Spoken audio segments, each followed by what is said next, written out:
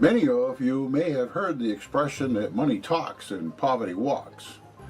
Well, on April 11th in the town of Starks, you may see that saying reversed. At the special town meeting and informational meeting held in the Starks Community Center, over 60 Starks residents gathered to hear both proponents and opponents of the proposed CMP power corridor speak on both benefits and problems of that proposal. After extensive testimony from both sides, the special town meeting was opened to determine if Starks wanted the corridor to go through their town. My camera had run out of battery at the end of the informational meeting, but I remained to observe the town meeting and the outcome. Sadly, the mass media doesn't report much about what happens in small Maine towns, especially the very poor towns such as Starks. You may or may not be surprised as to how well informed people in small communities really are. My name is Dennis Cully. My day job is as an attorney with legal services for the elderly. I moderate town meetings here, have for a number of years in Starks, moderate a few towns locally, and I'm a believer in town meetings as a decision-making body when they get the right information. When they get needed information, in my opinion, they tend to make good decisions. Getting to that point means having a good meeting. Having a good meeting usually means progress. When meetings pause, they're like sharks, they drown. So if you don't keep moving forward, you wind up frustrated, and you wind up not knowing what you need to know in order to vote. At 8 o'clock, there'll be a vote. Before that time, between now and 8:30, there's going to be an informational session.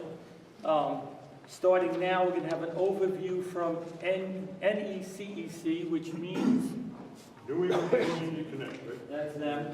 And then there'll be some remarks from Sue Elliott of Natural Resources Council, some remarks from Tom Fabiello, and then some remarks from Lincoln Jeffers from Lewiston Economic Community Development.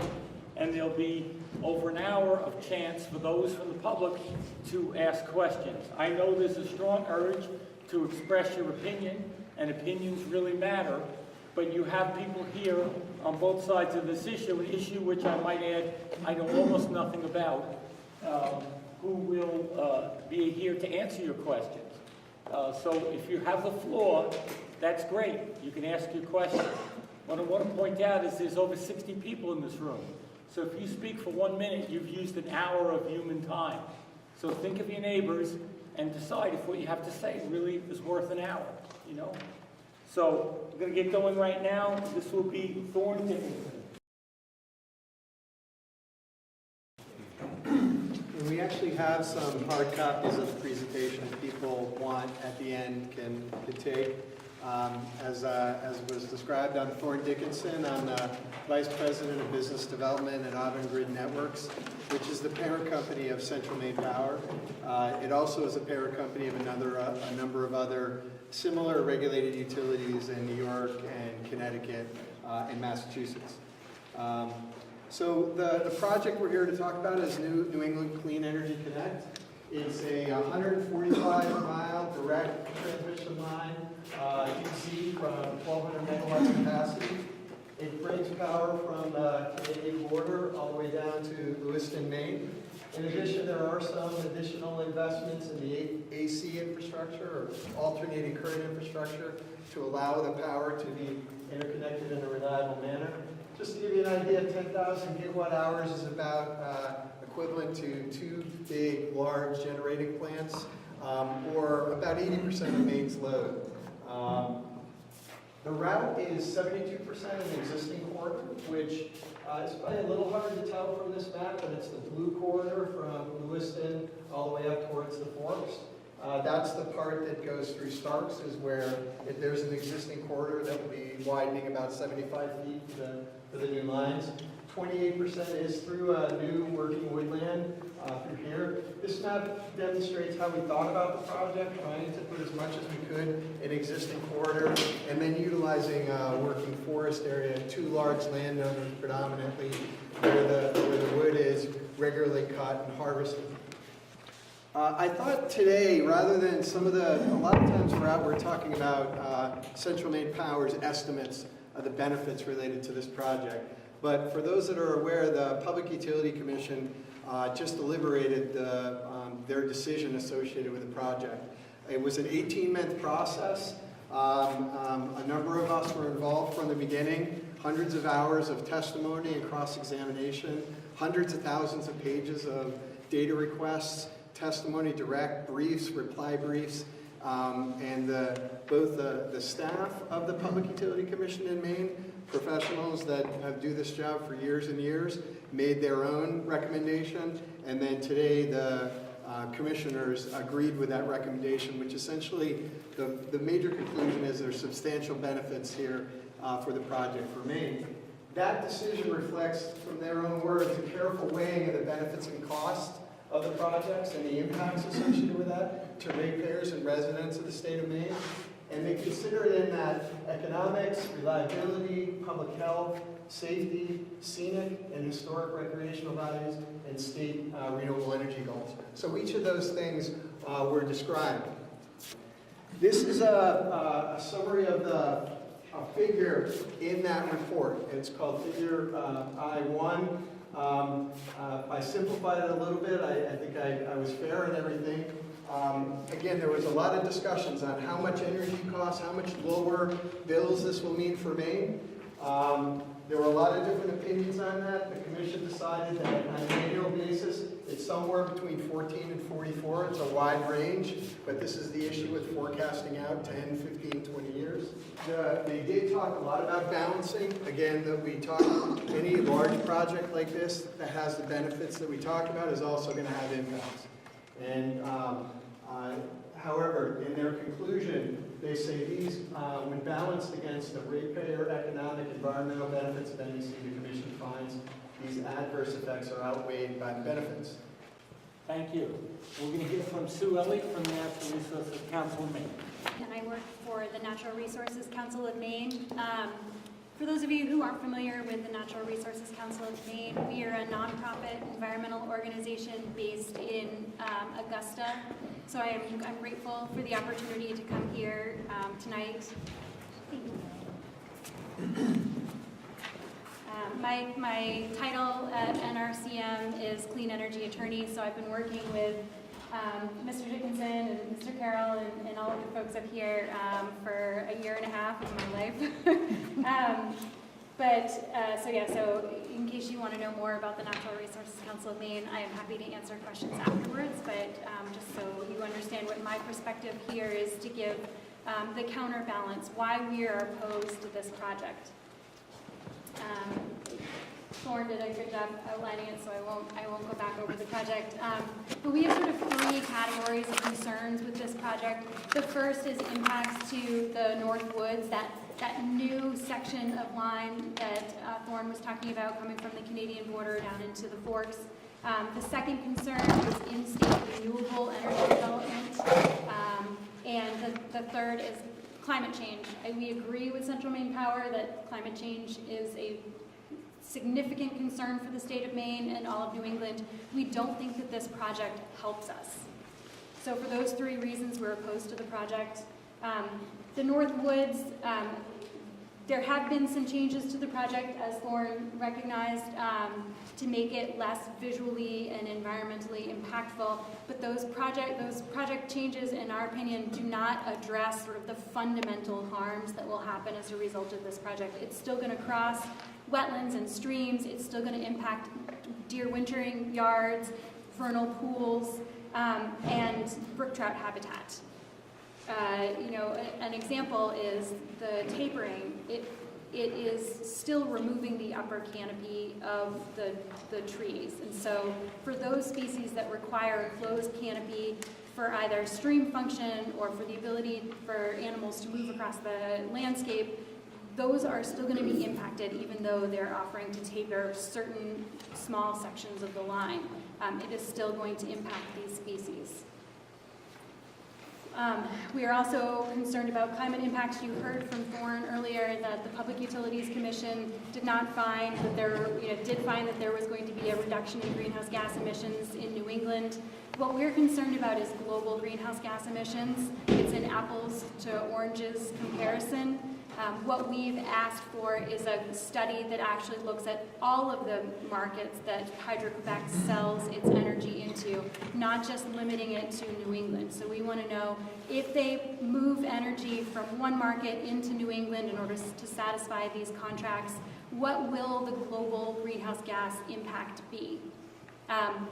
We know from the contracts that CMP, that Hydro-Quebec has signed with the Massachusetts electric distribution companies, because this project came out of a request for proposals from Massachusetts.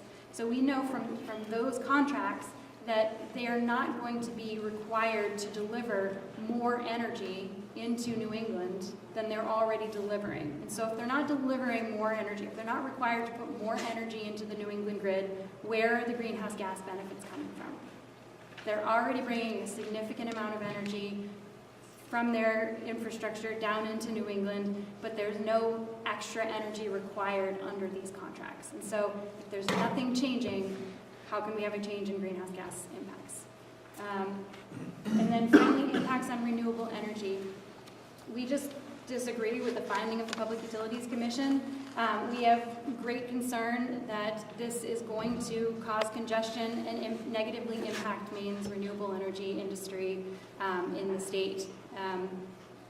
It is true that projects that are already ahead of Central Maine Power in the ISO New England queue are going to be able to come to market, but after that, it is going to be limited. It's going to be very expensive for our in-state renewables to come into the electric market. Those are jobs. Those are long-term jobs here in the state of Maine.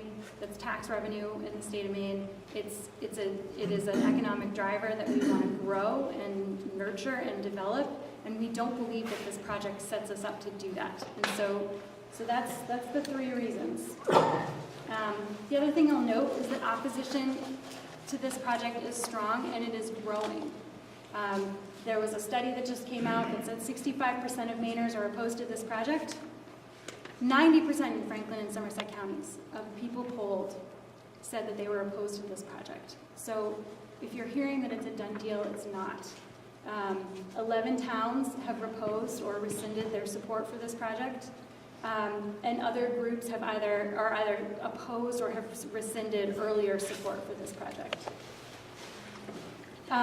This project also faces a lot of obstacles. They just received their permit, the Certificate of Public Convenience and Necessity from the Public Utilities Commission this morning, but they still need numerous federal and state permits.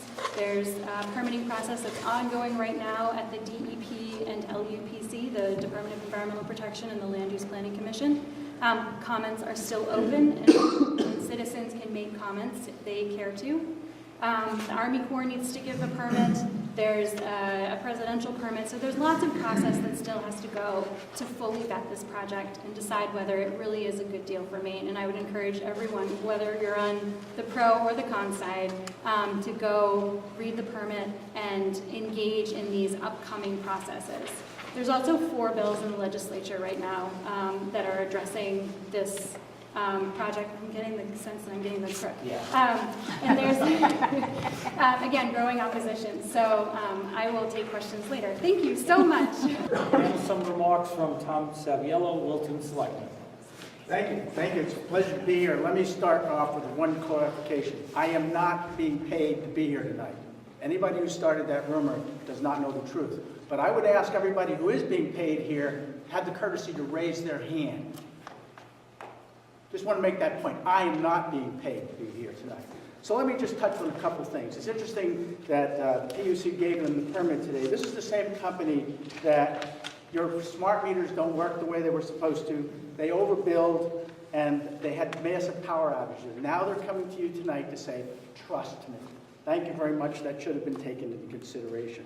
The settlement agreement, let me just lay that out for you. $258 million. So I won't discount it. I'll leave it right there. Divide that by 1.4 million Mainers, divided by 40 years, divided by 12. You guys are going to get 38 cents a month. Thank you. While they'll get $5 million a month, and Hydro-Quebec will get $41 million a month. I have all the citations for this stuff. Oh, by the way, though, in the settlement, electric cars are in there, and heat pumps. I know that you really enjoy that. So let me talk about carbon a little bit. every bill, as most of you know, I served in the Senate for 8 years and in the House for 8 years. Every bill we had on green power, Central Maine Power opposed. Now, all of a sudden, it's why they want to put this in line. However, their spokesman here, Mr. Carroll, said, no doubt that it will reduce carbon. We can't guarantee it. And he said, that's not our job. That's not our business. But tonight, they're trying to sell you on that. I could go on and talk about the opponents, but I will tell you that the towns that I represent, Farmington, Wilton, and the county commissioners, all were faced with the same decision that you were faced with tonight. Wilton voted 162-1 to say no. Farmington voted, even when the governor showed up, 262-102. 78% voted against this power line. And the county commissioners removed their support and decided to stay neutral. So I think with that, I'll actually save time and answer questions for you later on. I just wanted you to know some of the basic facts behind this. And thank you for your time, and thank you for coming out tonight. Next, we're going to have some remarks from Lincoln Jeffers, Director of Lewiston Economic and Community Development. Well, good evening. I got to tell you, I'm wondering what I'm doing here. I'm the guy from the big city, second largest city south of here. I got a call from Paul Fredericks asking me to come up. With that as a background, I do think there are some similarities. Lewiston is the second largest city in the state. Starks is among the smaller communities. Lewiston has a total assessed valuation of $2.3 billion. Starks has one at $53.5 million. So really the scale of our communities are very different. We've got a very diverse economy down there. From what Paul tells me, your economy is not nearly as diverse, and a large part of your tax base is really driven by CMP. I was going to cover it, but Thorne already did a great job saying you're going from 30% of your tax base being covered by this power line to 50%. That's the sort of win that I, as the development director for the city of Lewiston, my job is about jobs, investment, and taxes. This is the kind of project I'd be fighting very hard for if I was in Lewiston. I'm fighting very hard for it in Lewiston as well, because Lewiston will be a big winner. Out of this $1 billion that'll be spent, 250 of it will be spent in Lewiston. That translates to $6 million in our tax base. I did raise my hand earlier. Mr. Saviello asked who's getting paid to be here tonight. Actually, I'm getting paid. Not a heck of a lot. I get paid as moderator. But as moderator, whereas we don't have a microphone, we don't have a central place for somebody who wants to ask questions of these people. If you direct a question to the front, I'll try and get an answer for you. You have about 55 minutes. Questions, information, go ahead. Yes, sir. Thor Dickinson, Clear. Thank you for your presentation. And this question I would put to Mr. Civiello, too. You presented this in a real positive way, the benefits and all that. I've read stuff on it, and lots of people here have also.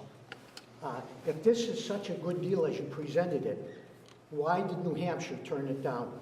I think the one concern that most people that are looking at this issue is climate change.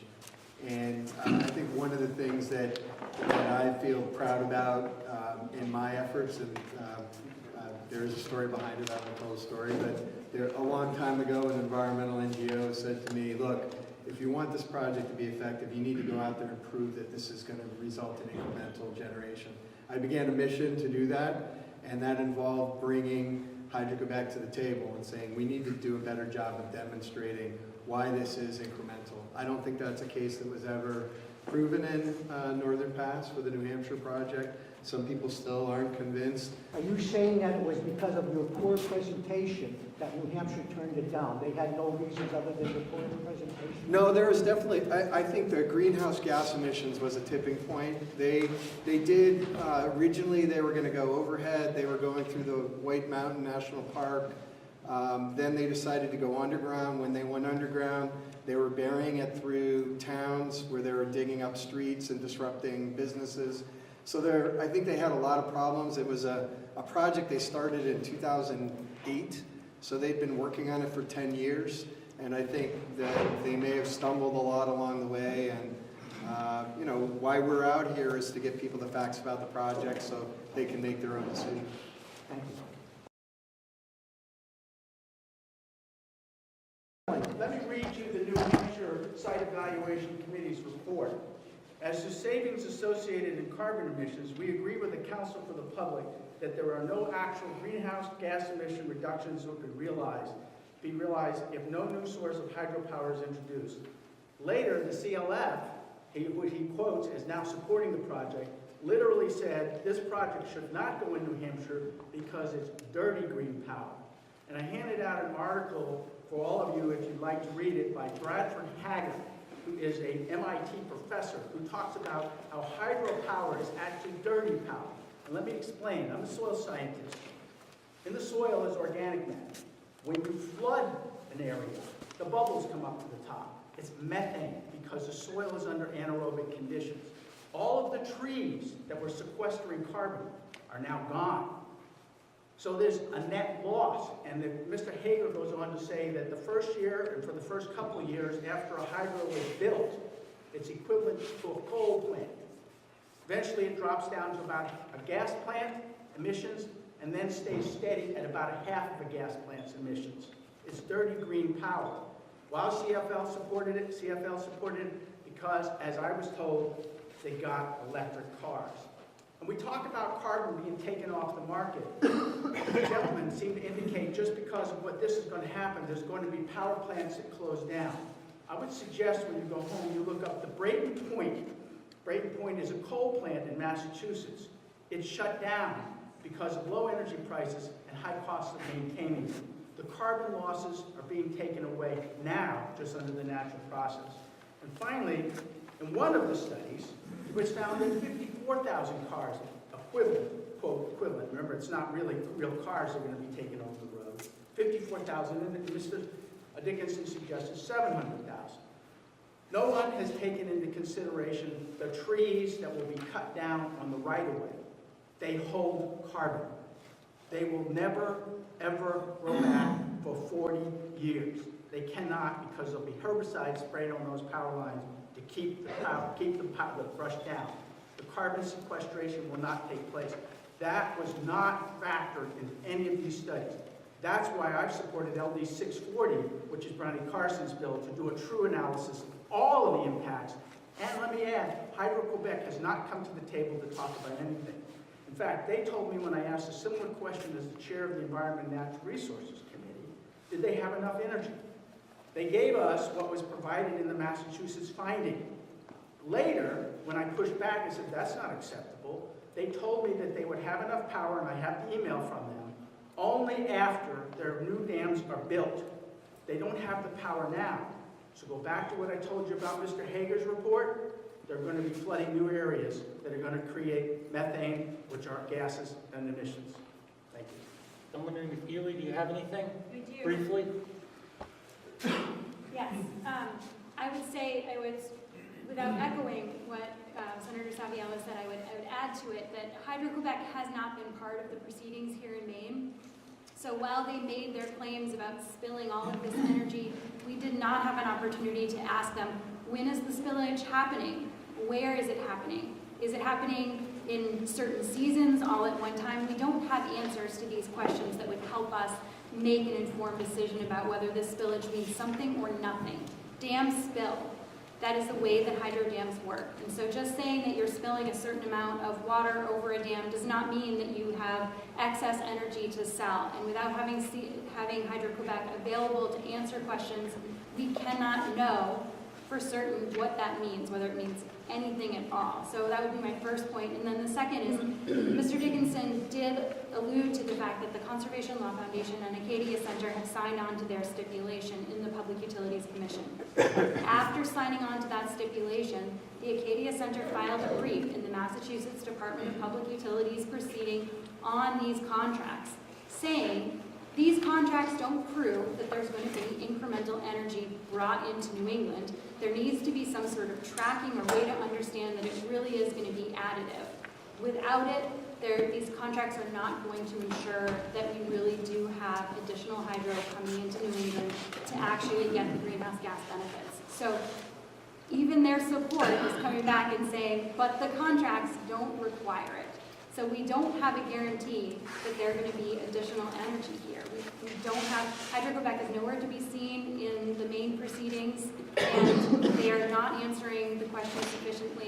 Massachusetts. And so this is a very real and very important issue that needs to be answered, and it has not yet been answered. We need to understand that there will be additional energy before we can make these claims about greenhouse gas benefits. Otherwise, we're just running a path through North Woods for no benefit. Yes, in the back. I guess, John, I wanted to ask you whether you're going to be looking for any kind of, well, the CMP is going to be looking for any kind of abatement on any of the taxes. When you put in the substation up at the Yanceytown line, my recollection was that it was forecasting a $90 million project, but then it's only been, when we actually started to assess it, it was $7 million. There's an occasion, I know I was talking to one of the assessors here a little while ago, when all these smart meters were installed in the town, CMP made the offer that they were worth $16 a piece, and that's what the assessed value should be, when in fact, the assessors later found out they were worth $600 a piece. So I guess you've indicated that there's a $20 million cost of construction, and I'd like to know whether you're going to guarantee, whether CMP is really going to guarantee that. And I'd just like to hear from Tom about that after he responds. So question for CMP and then Mr. Saviello. This project is going to be relatively predictable as far as the costs go. We're not talking about, as you can see from the map in the back, we're talking about conductor and poles.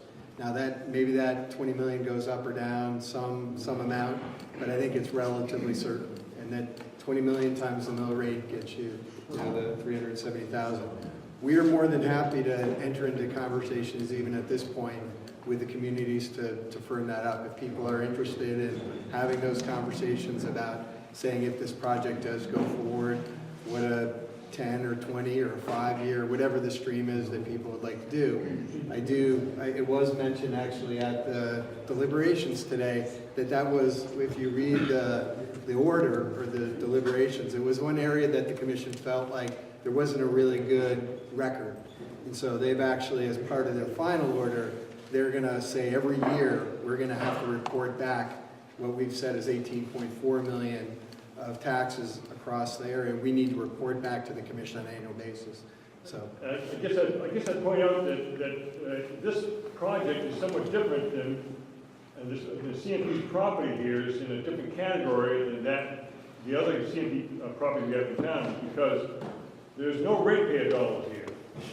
No, that's for the project. Yeah. Most of CMP's project property in town has got ratepayer dollars in it. So other than defending it before the PUC in a rate case, you really don't care what it is, because the dollars are kind of passed through. In this case, whatever dollars you can save in taxes are profit to you. no, that's right. But at the same time, I would say if we're, we believe we're a company that can help meet the really strong goals we have around the development of new renewable energy. Hopefully maybe even in the long term, we're partnering with all the people that care about that issue. Like give and tone. Yeah. What's that? What you have to say? Yes. Oh, okay. I was just gonna, the last thing I was gonna say was that if it would be a very short-term mistake to try to save a dollar here, if we're gonna develop the next project and say, connect wind in Aroostook County, and then we say, oh, there's gonna be all this property tax, and people are gonna say, well, you said that here, but it didn't happen. So I think it's a silly strategy to do in the long run. What I didn't hear was guaranteed. Let me say this, I don't have the 3 towns, but when they did some other work, they promised $3 and immediately came in for a tax abatement. Some, I believe, was 30%, one was 50%. So again, you have to trust what he has to say. Remember, they're the ones who gave the smart meters, gave you wrong billing, and can't keep the power on.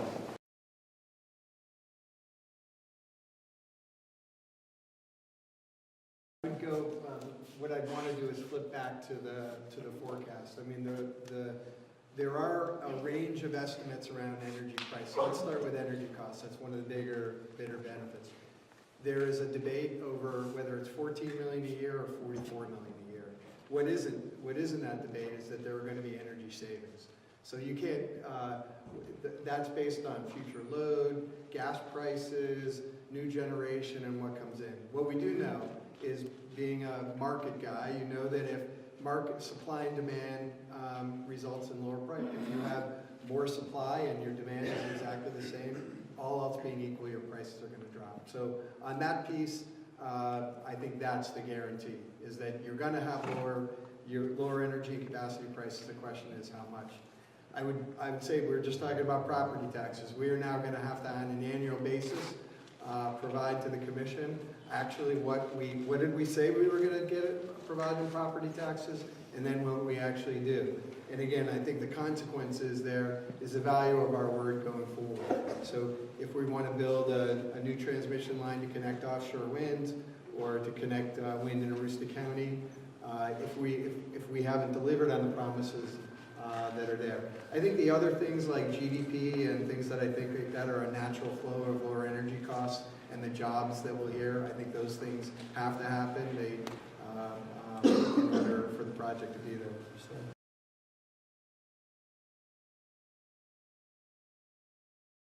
There's a hierarchy of environmental management for projects like this. First, you avoid any impacts that you're able to avoid. You minimize impacts that are unavoidable, and then you compensate for unavoidable impacts. Our proposal before DEP and Land Use Planning Commission honors that hierarchy. The application proposal will be reflected in permit conditions that will be enforced by the DEP and Land Use Planning Commission. They will have third-party inspectors that are paid for by CMP but answer to DEP to make certain that we do exactly what we propose and what the permit requires. We'll also have environmental inspectors that are paid for by CMP report to CMP to, again, make sure we comply with all permit conditions, including the environmental benefits that Dorn outlined. So there'll be others, aside from our contractors at CMP, who are looking at what we proposed, what we're required to do by the state, and making sure that we keep our word. So in other words, you're going to be monitored by the DEP. Exactly. The same DEP that just today approved your project. Well, that was the Okay. That was the main PUC. That's all I want to know. Let me answer the environmental question. They're going to cut this power line right across the heart of Maine. Now, I recognize it's a harvested area. I'm a forester. I know how to cut trees. Believe it or not, I'm not a politician. I've never taken a political science class in my life. This has just become very personal to me. Is that they're going to go into where we have 95% of the wild trout habitat. They're going to cross those brooks up there. They're going to make them accessible. They're going to have no trees growing over them. They're going to have to do some remediation, perhaps, in changing the height of the trees around them. Sportsmen's Alliance of Maine, I don't know how many of you are members of that. They initially supported this project. They pulled their support. The Maine Guides are now against this project. And there are other Maine Guide groups that are against this project. So that tells me a lot about how they're concerned about what's going to be done in the environment. And we've worked closely with MDI-FMW ever since the project application was put in, and we've made many changes to the proposal in direct response to what they've asked for, including increasing the buffer widths, putting money toward culvert replacements for habitat connectivity for cold water fisheries, restricting no foliar herbicides within buffers. As of March 18th, they've signed off on the compensation plan in that we've responded to all their concerns, and they are the subject matter experts in terms of habitat protection. They believe that our compensation plan is protected. I don't think it's exactly accurate to say that the Maine Department of Inland Fisheries and they haven't signed off on the compensation packet. They've moved it forward for DEP to review it, and DEP hasn't opined on the full project. And so I just would caution people from thinking that this is a done deal or that anyone has granted a permit or blessed the compensation packet. Is still up for debate. The hearing is ongoing. There's going to be another day of hearings on May 9th. It's not open to the public for public comment, but the public's welcome to attend. And so this is still very much a live issue and is still very much being hashed out between experts. So there's a lot there at the hearings last week. There was a lot of concern about the health of the brook trout fishery in Maine because of this project, the health of deer because of this project, vernal pools because of this project. The other thing I'll just note is you were asking about what CMP has to pay if they can't live up to these promises. There's also not a bond on this project. So it's not like at the end of this project there's a certain amount of money to put this project back and rip up the poles and put it back the way that it was. There isn't an end game where we get that 150 or 300 foot wide strip back the way that it was, like you would if you had a forestry project where there was a rotating harvest and you cut it and it grows back and you cut it again later. This project is a permanent cleared strip from Canada down into the forks that's new. So that is a very big difference, and there isn't an environmental bond to be paid at the end to fix it all and put it back the way that it was. Anything else on that question? Gentleman here, yes. This thing crosses Sawyer's Mill Road and Lemon Stream about 1,000 feet from my house. Where it crosses, there is a brook that flows into Lemon Stream. Now, you guys have to spray defoliants along this path. How are you going to prevent that? I want to know how you're going to prevent those chemicals from getting into Lemon Stream. That whole area where this is going through has brooks flowing into Lemon Stream. I know, I live there, I walk there all the time. We use something called integrated vegetation management. And again, getting back to the buffers around streams that are crossed by the project, we'll have 100-foot wide buffers around all perennial streams, all outstanding river segments, all rivers that have rare, threatened, or endangered species in them, and all perennial streams within the segment 1. And there will be no herbicides within that 100 feet. And the way we apply herbicides is hand pressurized, backpack mounted sprayers that are done on foot, not aerially. They don't broadcast it, they target individual specimens and species that are in danger of growing into the conductor safety zone. And we actually apply an aerial spraying constraint to the ground spraying, which means that normally for aerial spraying you can't spray when the wind speeds are above 15 miles per hour because of drift being a concern. We don't spray on the ground with these hand pressurized backpack sprayers if the winds are 15 miles per hour or greater.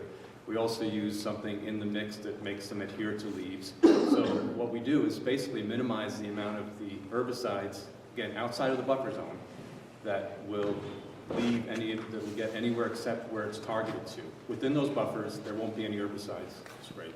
That's really pathetic, because 100 feet is not going to do it when you got streams and tributaries that go thousands of feet, even a mile or so. That's just the poorest thing I've ever heard. If it's objectionable today, then it would be equally objectionable with this new line.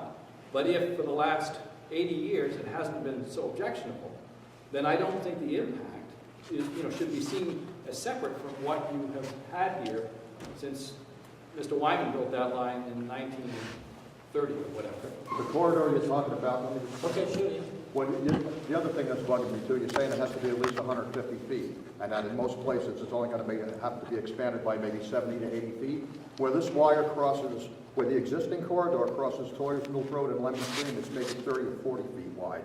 So you're going to quadruple the size of that at least. It's going to be a mess. It's going to be an absolute mess. This is a Starks special town meeting, a Starks informational hearing, and I've heard very little about Starks. And so I just want to put another bit of a perspective on it, on what this would mean to Starks. Tom quoted 38 cents a month for Mainers. Well, for Starks, if you take that tax number, and we can play with numbers all day and make them sound dramatic, but it's $47 a month per year of, if we're going to go per capita, of what the tax revenue would be. I want to make sure everyone knows that this is happening on property that CMP has owned and has paid taxes on since 1930. They're not going to cut a tree that they haven't owned probably since it was a seed. So just like I don't want you to tell me I can't cut a tree, I think you're telling them they can't cut it on on my property. You get what I'm saying. I'm not saying it with a lot of grace. But I just, there's a saying that if everyone took care of their own tree, the forest would be a better place. And I just food for thought, and it sounds like there's more pieces that need to be worked out, and we definitely need to safeguard our, the permitting. There's more pieces with DEP, and I respect that, and I think Maine should go for the best deal they can go for. But that extra $370,000 in revenue I believe would make Starks a better place, a safer place. We would have the ability to fix roads, which people love to jump on Facebook and complain about all the time. We would have the ability to update our fire department equipment. I know our fire department has talked with CMP about mitigating any increased fire danger and possibly, making sure it's not off our radar screen, that we would be protecting, there might be fire protection issues. I don't know, the deer having no place to winter argument doesn't resonate with me. The deer are thriving in Starks, so that one I'd have a hard time with. And I wanted to ask Sue where the 90% of Somerset County as opposed to it comes from, because nobody's ever asked me, and nobody has told me they've been asked. So where does that 90% of Somerset County as opposed to it number come from? Yeah, so that was a statewide poll that was done. I think it was Critical Insights was the polling firm that did it, and they did a poll of the entire state, and then because the line sort of most directly impacts Franklin and Somerset counties, they oversampled those towns. I don't know I don't know how they chose. I believe it was random, and so I couldn't tell you why you were not selected. Well, I'm not just talking about me, I'm also talking about no one has told me they were called an asset. Yeah. Maybe that's. I don't know the answer to that question. And I do want to add, CMP sends the town clerk, which is me, a letter every year telling us when they're going to spray and asking residents and abutters to contact them if they have objections to spraying. I have emailed that out. I know there are abutters who have contacted CMP and asked for it not to be sprayed along their property lines. There is a mechanism in place when they spray for you to say, and I'm not going to pretend I know how that all works, but I do know I forward a letter via our email list onto people so people can request that they don't have spray. And I don't see how that's different with this. And so I just wanted to bring Starks into this because it seems there's a lot of talk about what's happening up north. I've seen up north referred to as pristine woodland. We all know it's not pristine.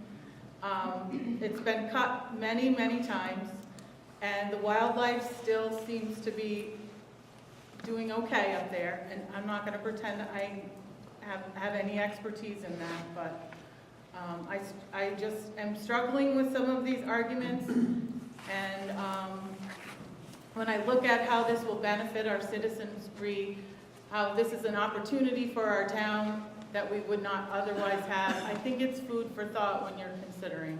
The Maine State Board of Firefighters are opposed because it was their opinion that there wasn't enough study or any study done on fire safety along this corridor that's being proposed, or you could also speak to the corridor that already exists, because in the west, wildfires have been caused by neglected and seriously unsafe power lines, and 100 feet is, a nice buffer for vegetation, but it's not very far in a wildfire. So I'm just curious if that's been addressed.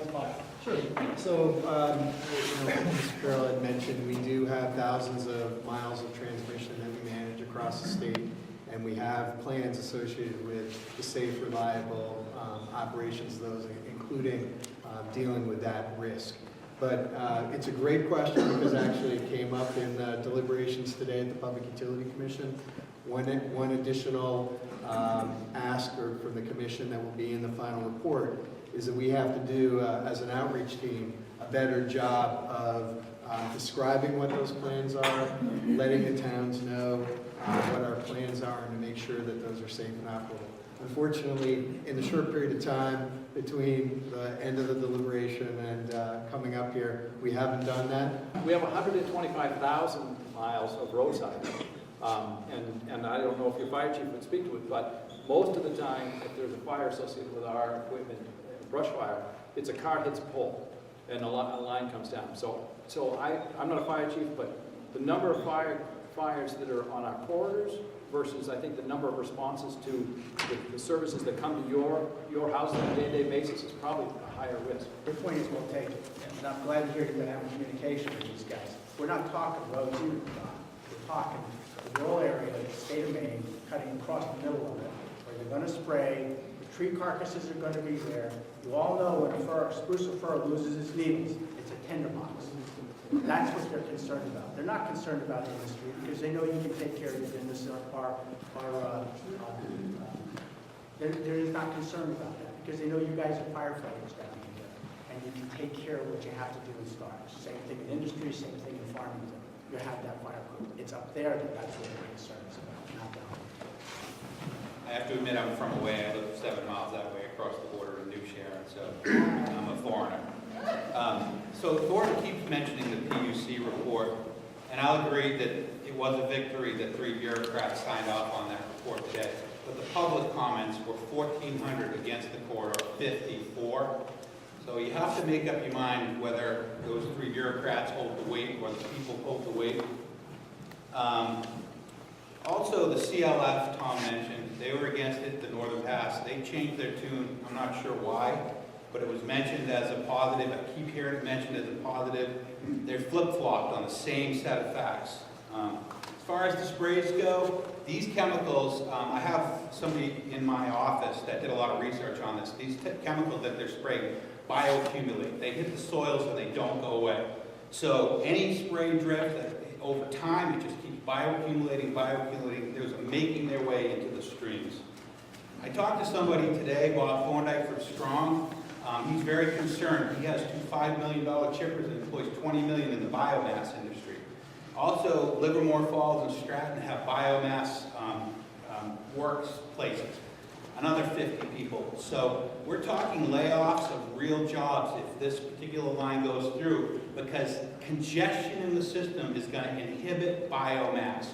So those are 75 real Mainers and $10 million of equipment for people in Strong, probably people from Starks, people from Stratton where there are no new jobs. Keep in mind CMP's for-profit. So they're going to pay out this $258 million mitigation package down the road. You don't think they're going to raise your rates to pay for that? They're going to pay, you're going to pay for that. It's just a roll around, it's a game. I've been in all of these public meetings everywhere. 90% is a conservative estimate on the people I have talked to. That's Franklin, Somerset County. Statewide, it's probably close to 75%.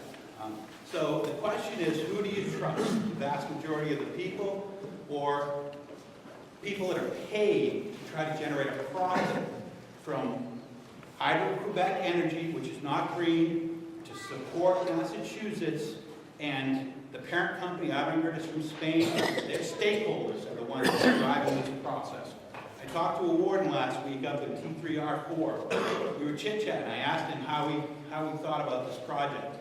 He was kind of quiet for a minute, and then he looked at it and he said, you know, once that goes through, that changes everything about the area. I think a lot of people that have strong opinions about what's going to happen if this line goes through are concerned with what Maine might be in 25, 50, 75, or 100 years. Is it going to be cold and industrialized, or is it going to be a place that people are driving to that's concerned with the environment that's different from everywhere else? So, thank you. Let's assume this whole project goes through. Is Hydro-Quebec in a position with infrastructure and everything to produce what apparently you're telling us they can do? Are they all set to go? So Sue and I'm sure that you're going to follow me on this one. This was a big discussion. Again, I think, I believe that the staff people at the Public Utility Commission worked very hard in their analysis, and I don't believe that they were bureaucrats. There's a great section in that report that deals with this issue.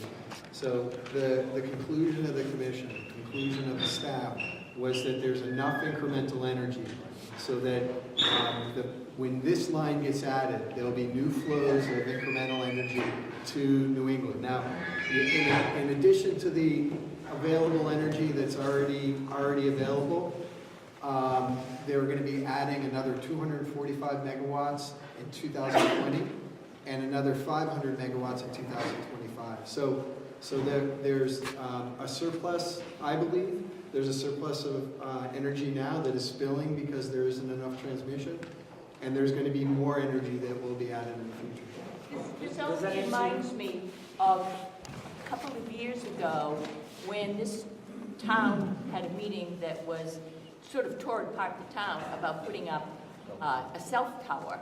And there was promises, all kinds of promises that, you know, your cell phone reception would improve and everything. And it's standing there, and to the best of my knowledge, it's not functioning. So, Okay.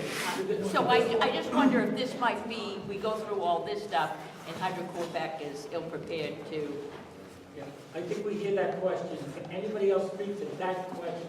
Yeah, so Hydro-Quebec, again, was not part of these proceedings in Maine, and so has not been available to answer these kinds of questions that you're asking. We know that in the news this winter, they reached out to their citizenry, asking them to reduce their energy use in their homes because they did not have enough energy to supply energy to Quebec. And so it is not a certainty that they have the energy that they say. They can buy it from other places and run it through their lines and sell it down to Massachusetts, or they might have it, but it is not something that we've been able to cross-examine them on. We haven't been able to examine their records to find out what their true capacity is. The line is projected to be working by 2023, and so these upgrades that they're promising wouldn't have been done by the time this line would start. And so I think, again, it is a very real question and one that we have not heard directly from Hydro-Quebec on. First of all, with the vegetation management plan that you spoke of, I reiterate that 100 feet is not a long ways for nature's ecosystems to be connected. It's all connected. And rain and the water cycle obviously washes down into streams. So whatever you're doing uphill from any body of water will end up in that water and only accumulate over time. So one of my questions about those pesticides, I don't know much about pesticides, does it have the neonicotinoids in them that has come to be killing bees lately? Can someone Bees answer are quite that? important to all Okay, bees. ma'am, that's your question. Sure. We're going to try and get an answer. Okay. Can someone answer that question? I'll say that I can get you the specific information offline because I don't have it with me. Glad to answer that. Well, that should be something you should know. Said you had the second question. Like proposing. So my second question quickly would be, you said 60 square miles would be the solar equivalent of how much energy that you would be producing from the hydro plant, was that right? I didn't say anything. They No, said I'm so. talking to this man right here. That would be delivered in the course of a year on this line. You would need 60 square miles of the solar to generate that same Okay. amount of Do you know electricity. how many, do you know how many acres that is? 60 times 640. So 360,000 or something?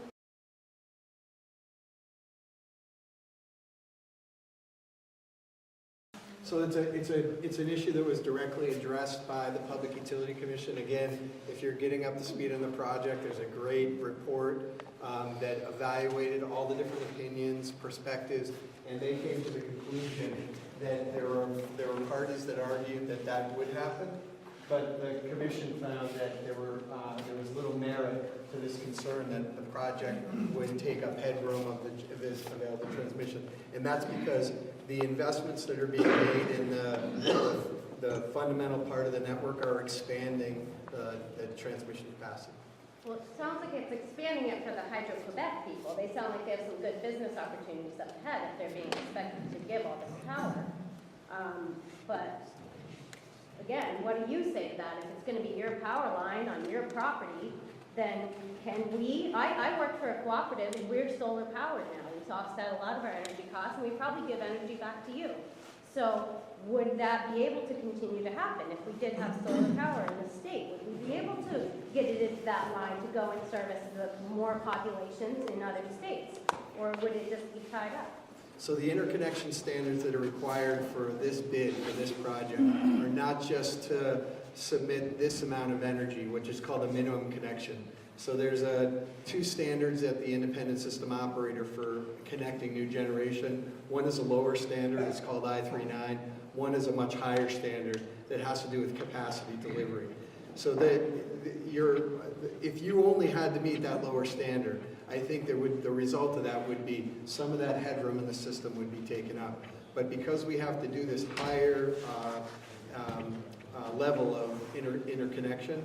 We're actually making investments in 5 different substations and putting a new transmission line from Windsor to Wiscasset that, again, expand that capability of the transmission and allow that new renewable energy to develop, not to be impacted.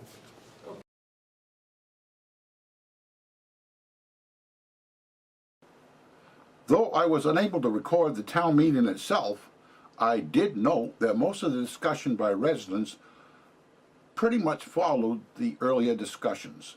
It appears that Stock's residents value the environment and people over profit and voted down CMP's proposal by a margin of over 2 to 1. Perhaps, partly due to many towns in Maine refusing to approve of the corridor, Hydro-Quebec, who has remained silent through this whole process, is now spending money on television ads. And why not? They stand to make tens of billions of dollars with this project if it goes through.